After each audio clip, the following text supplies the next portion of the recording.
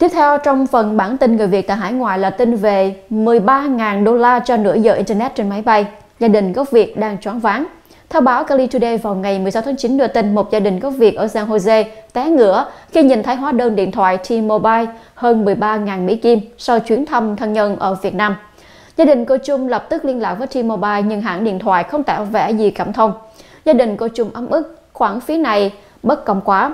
Chúng tôi không muốn trả tiền cho thứ mà mình không hề dùng, người phụ nữ bày tỏ. Gia đình liền liên lạc với chương trình bảo vệ người tiêu dùng của ABC 7. Nhờ sự giúp đỡ của chương trình, T-Mobile cuối cùng cũng đồng ý hủy các khoản phí này.